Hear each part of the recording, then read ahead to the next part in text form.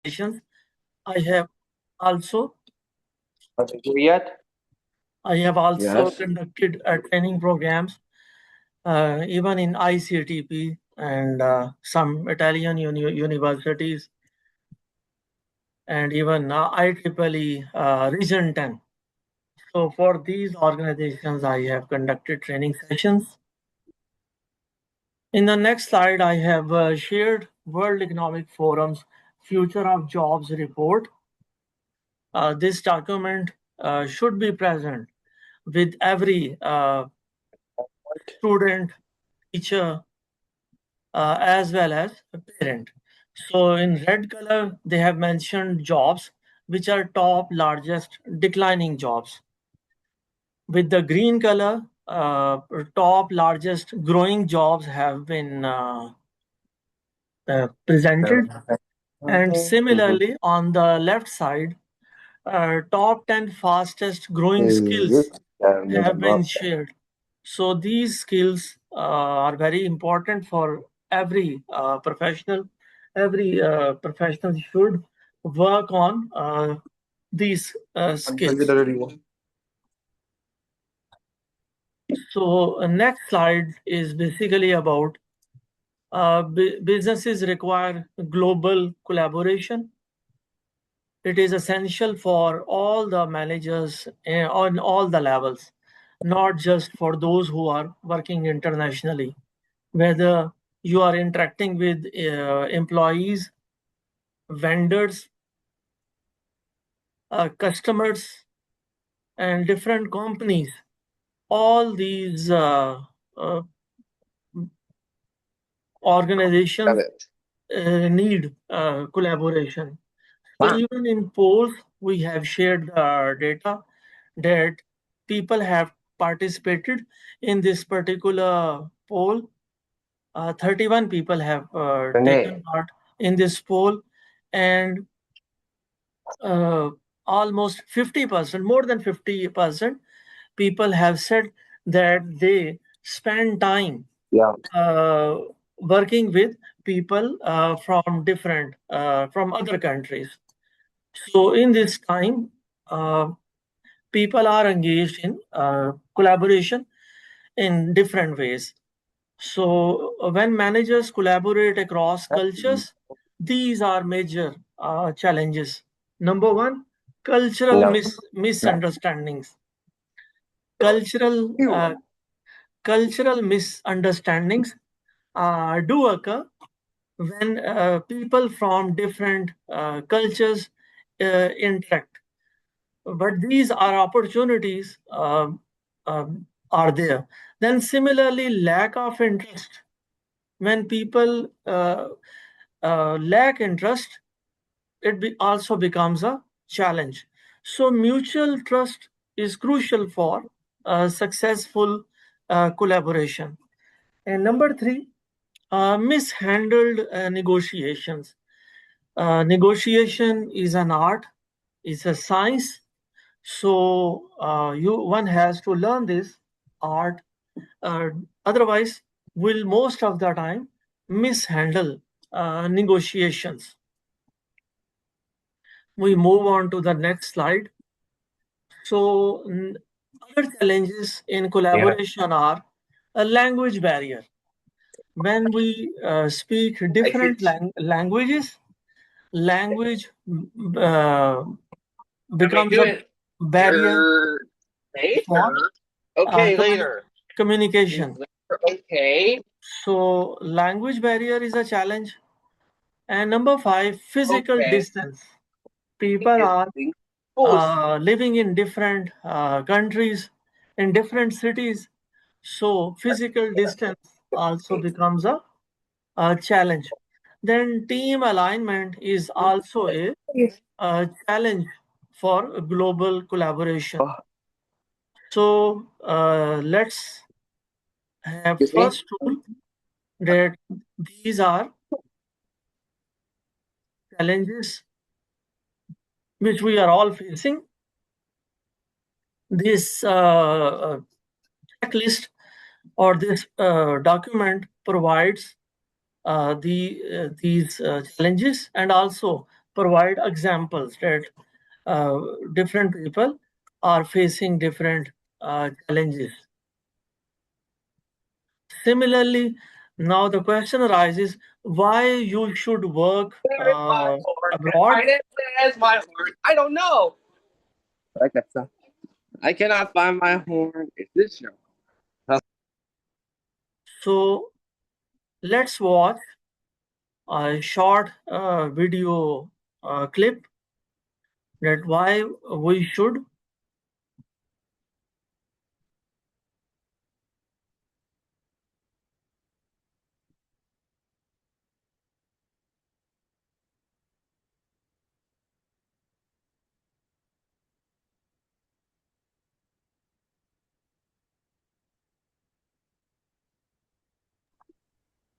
I'm here.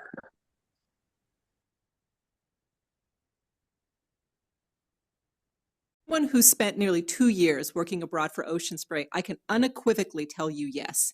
And here's why. First, we all know business is becoming more global, and your success as a leader depends on your ability to operate in that environment. In any global role, you'll quickly and efficiently size up new opportunities and develop or modify strategies. You'll learn to creatively find the information you need, to learn from your local team, to trust your instincts, and to act more independently on behalf of your business and your brand. Distance from the mothership tests you, and it makes you a better leader. Second, you'll learn how to work with and manage people from different cultures.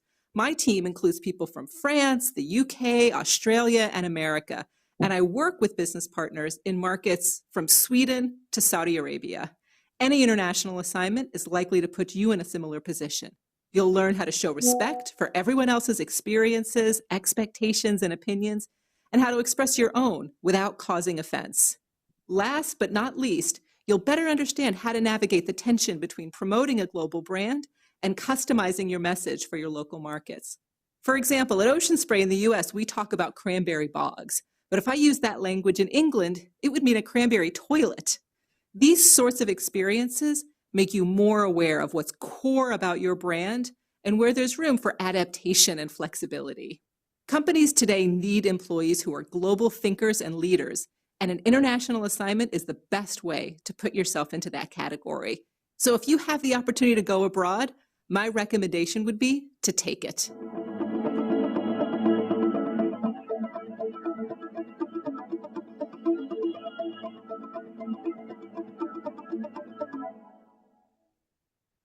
So in this video clip, they have emphasized why we should collaborate with other people. So we move on to the next slide. And the idea is we should firstly understand culture. Culture becomes a challenge, these cultural differences. So we should try to understand that culture is a shared system of beliefs and behaviors that shapes a group worldview found in religions, ethnic groups, social classes, organizations, and nations. So smaller groups also have their own cultures. So culture is very important idea for understanding global collaboration. So next slide also emphasizes this very idea that 65% of Fortune 1000 executives believe knowledge of other cultures is vital for career success. So this is very good reference, and it is applicable for us all that for career success, and especially if we want to work with international clients, then we should have the knowledge of uh, different cultures, and especially for the culture of those people with whom we are basically interacting. So let's move on to the next idea.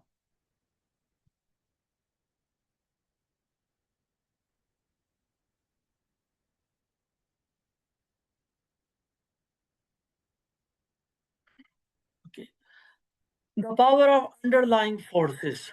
While we are discussing the challenge of cultures, so culture is like an iceberg.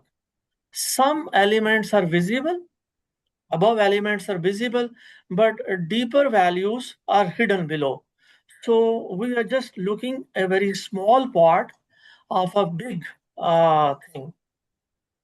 So in this context, it's a good expression that tip of the iceberg. Cultural manifestations you can perceive with your senses are just the tip of the iceberg.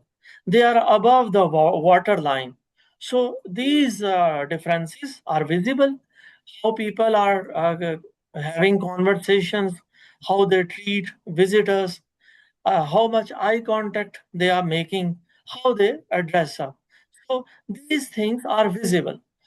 But similarly, on the other hand, there are many different aspects which are below the water line. So these subtle differences also work. They're also very important, and we must give attention. We must pay attention to these subtle differences. Next slide G emphasizes cultural intelligence. So far, we generally discuss this idea of intelligence quotient IQ. Similarly, experts talk about emotional quotient EQ. So experts have also defined cultural intelligence CQ. This is the ability how basically people assess ways how other people are interacting, and in which ways in a specific country people are interacting within themselves and people of different countries. And third idea, that basically when we have meetings or negotiations with people of different countries, how basically we manage difficult situations when we have these cultural differences or other problems, how will you manage that situation? So number one is steps for cultivating our cultural intelligence. So the first idea is believe in our success. We should have this faith that once we are trying, we are making efforts. Initially, we'll make mistakes, and maybe in worst case scenario, somebody will become hostile. But otherwise, if we have faith in our uh, self, then basically we can improve and develop cultural intelligence. Next idea, learn through observation. Uh, Researching cultural norms is very useful, uh, but it is not a foolproof idea. We should observe and learn from our interactions so that we can avoid cultural misunderstandings. Next idea, we move on to the next slide. Adopt new behaviors. Third step is adapt your behavior and body language to match those people around you, showing respect and building trust. So, as the saying goes, when you are at Rome, do as the Romans do. So, this saying provides the same idea that if you are in a different country, in a different culture, observe how they are basically behaving. Just follow their body language, their behavior. Next idea is be your own teacher. Formal training can provide certainly some ideas, some best practices, tips and tricks, but beyond training confidence, observation, cultural adaptation, it is better that cross cultural collaboration can be boosted if, for example, I read a novel or a non-fiction, I take an immersion course. If I'm going to China, I should learn some Chinese, some survival Chinese. I should watch some documentaries on Chinese culture, how basically Chinese people uh, behave or interact with one another. And next best strategy, best practice is finding a mentor. If you are in your city, if you can find someone who is familiar with that culture, he or she can be very helpful in this regard. So be your own teacher. Next comes global collaboration requires so, in the context of collaboration, even trust is defined as confidence in a person's integrity, competence, reliability, and benevolence. So I have shared, I think I haven't watched this movie, Servant of the People, because in Pakistan, Alhamdulillah, we have many servants of the Pakistani people. So this gentleman is the Ukrainian president for last some years. So I think people of Ukraine are in a much better position to comment because I have just superficial knowledge about Ukraine as well as this Ukrainian servant of the Ukrainian people. Okay, the next idea in the context of global collaboration, uh, as it is being said that global collaboration requires trust. I think I just want to add even in a country, in a family, in any organization, collaboration requires trust. So when trust is present, what happens? People will negotiate more effectively. Very logical consequence of having trust and good collaboration. Second idea is they will overcome misunderstandings caused by language differences. I speak a different language. A Pakistani from a different province might be speaking his own mother or his her mother tongue, a different language which I basically don't understand. But when we have trust, this culture this language barrier when we'll have some misunderstanding will overcome those problems. Third idea is having trust. We can resolve problems caused by physical distances. If we are living in different countries in different time zones, then even we can resolve our mutual the problems. Number four, unite and align with common purpose. When people trust each other and they are working hard to develop collaboration, then obviously they can unite and align with for a common purpose. Next idea, why trust suffers? It's a very logical question. Why we have distrust or why trust suffer? So developing trust is a challenge, is a big challenge because it directly relies on experience, familiarity, which can be limited across distances. So obviously, these are the challenges. And in the initial slide, we have also mentioned that developing trust, one can say, saying is one thing, doing is another. So easier said than done. So we can talk about these ideas, but unless we implement those ideas, these best practices, these management tips will not produce useful results. So for building trust, when we are managing offshore operation or a recent acquisition or a global team, trust begins with you. Trust begins with the leader. So three strategies for building trust among team members have been mentioned. Number one, foster rapport.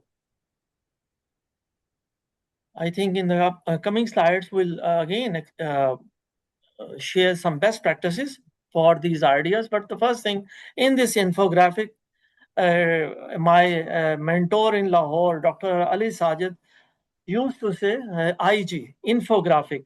So this infographic shows number one, foster rapport. Number two, establish goals and document progress. And number three, showcase participants' competence. Because people like to follow competent leaders or uh, other competent people. So foster rapport between participants. Rapport, what is a rapport? Rapport is a positive personal connection between people and it creates trust. To build it, number one, schedule initial meetings in person if possible. Number two, create an online roster of participants. Thirdly, foster cultural understanding. So when leaders uh, follow these best practices, obviously they will help their team members having more trust and developing more collaborations. So let's watch another short clip and infographic how to build trust on your virtual team. So let's watch, as Dr. Ali Sajid used to say, an infographic.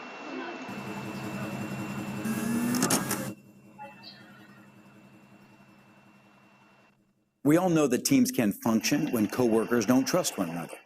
And establishing trust in a traditional physical working environment is difficult enough, but it's even tougher in a virtual environment when you have to work with people you've never met in person.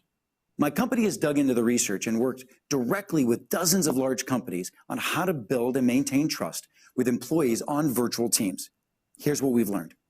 First, make the most of swift trust. When groups first form, the prevailing feeling is that, hey, we're all in this boat together. Success will reflect well on everyone. Failure is going to hurt all of us. In this atmosphere of swift trust, people have little choice but to trust each other. One great way to take advantage of this swift trust, tout the competence of all the team members and ensure that you've set very clear goals that everyone understands from the very beginning in that early important stage. Over time, swift trust will definitely decay, but it can help hold the team together until another type of bond develops. So what is that other bond? Interpersonal trust. This is something you have to proactively build. Don't take it for granted. Don't assume that people's work product will be enough to create that kind of interpersonal trust that really respects and cares. You need people to make those personal connections in order to go the extra mile for each other. Next, communicate with predictability. Research has found that the globally distributed teams that lack trust tend to have unpredictable communication patterns, often with just one or two people accounting for the lion's share of the communications. But in high trust teams, communications were regular and predictable. The team members contributed more equally and were conscientious about letting everyone know when they were actually going to be unavailable. So no one was left wondering why somebody hadn't responded to a message. Fourth, share and rotate power. I know this sounds odd. In a traditional workplace, teams are usually led by one person. But in a virtual environment, a centralized power structure is actually less effective. A study of virtual teams in a Fortune 500 IT company found that on high trust teams, power actually shifted among the members depending upon the stage of the project. Teams can't function without trust. And of course, we know that trust can be challenging to build without face-to-face interactions. But if you're managing a virtual team, don't just hope for the best. Make sure that you're proactive. Use the right practices and ensure that trust grows within that virtual team.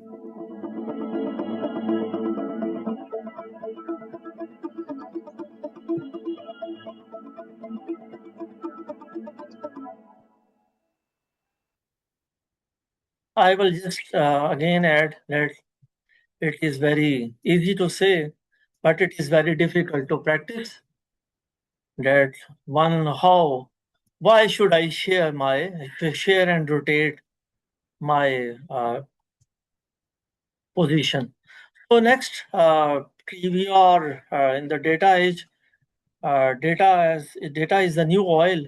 So 74% of the respondents who believe traveling to meet a client in person improves customer retention. So although this study has been conducted in 2013, but still in this age of artificial intelligence, I believe that for meaningful conversations, it is very important to have face-to-face meeting and meeting with the client. So for the initial meeting, one can meet on Zoom, but in the later stages, one should go and have face-to-face meeting. The next idea for having meaningful collaboration is establish shared goals. Okay, Zoom is telling us that we have only 10 minutes left. So if it will disconnect, again we'll join through the same Zoom link. So we should have a consensus and have an agreement on goals, number one. Number two, document project actions and status. And number three, provide ongoing feedback. These are the best practices or the strategies for having shared goals for the diverse teams. So next idea is showcase participants' competence. That people like to work with competent people, competent leaders. So this is very important. And this tool, this checklist, has been evolved that form for sharing participants' expertise and interests. So when people will share their competencies, their expertise, their interests, and their achievements, so it will help foster global collaboration. Next idea, understand language challenges. So language barriers mm, can trigger misunderstandings and emotional discomfort. So this is important that we pay heed, give importance to the problem of language barrier. So is fluency critical? So beginner level should have at least 1500 words. So if you are learning a new language, if you have a working vocabulary of 1500 words, then okay, you can communicate uh, with your clients, other team members. At intermediate level, experts have mentioned that 3000 to 5000 words are good enough, uh, that one has this much vocabulary. And if you go for a language of a native speaker, then one should have a huge vocabulary. We started from 1500 words, and now we are talking about 15,000 words. Because a native speaker knows the context, the dictionary meaning, as well as the contextual meaning of a language. So Paul is there. So have you ever been in a situation where you don't speak the official business language? Okay, 15 people have participated in the poll, and majority has said yes. So in this time and age, we come across situations in which language becomes a challenge. So foster inclusive communication. Best practices, tips or strategies are shared. Take responsibility. Everybody has to take responsibility of his or her learning. Number two, refrain from dominating conversations. If you're a native language speaker, or you are a very expert communicator, even then, let go this desire to dominate the conversation. Number three, encourage non-fluent speakers to contribute. People who are shy, who are not communicating in a meeting, invite those people so that uh, non-fluent speakers can also participate. Then comes create a glossary of technical terms, acronyms, figures of speech which are used in the conversation. And example has been provided that uh, when you are saying we are tabling a motion, uh, share what you basically is meant by tabling a motion. Okay, next slide. The next idea is tips for communicating with non-fluent speakers. Number one, choose your words carefully. Word selection is very important. Number two, speak clearly. Number three, slow down and build in extra time. Although clock is telling I have just 5 minutes, then Zoom will disconnect and again we have to reconnect. But even then, I should tell myself, Sajid Iqbal, slow down and build in extra time. No problem. We have all the time in the world, because if we are communicating with non-fluent speakers, with shy people, with students who are backbenchers, so we should uh, have an inclusive environment. Then comes ensure comprehension. A leader, a communicator, a teacher, sometimes he should ask a non-fluent speaker to paraphrase. Then comes test jokes and metaphors in advance. In your communication, one should test jokes and metaphors in advance. I admit that as a teacher, I made these mistakes multiple times, that I never tested my jokes or metaphors in advance. But at this time and age, I basically try to not repeat those mistakes. Okay, the 1.75 billion people, they speak English worldwide, so it's a huge number. Then comes support language proficiency. We should support, and for supporting, provide training, provide opportunities for practice, foster positive attitudes, encourage with positive statements. Positive assertions are very important, and they will help non-fluent speakers to develop language proficiency. Then comes we have the next slide. Okay, provide training, offer opportunities to gain experience. We are explaining the previous slide.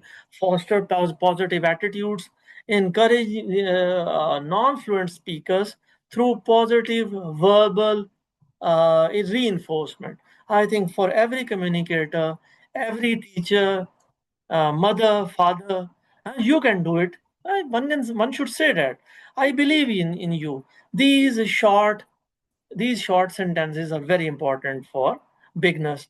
So clock is ticking, and it is telling us that we have just 2 minutes.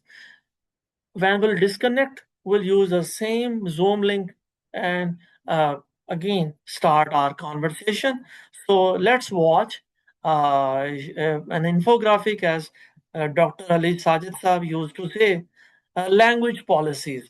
So let's establish some language policy, and how we can promote collaboration. Ji. So what should be our language policy?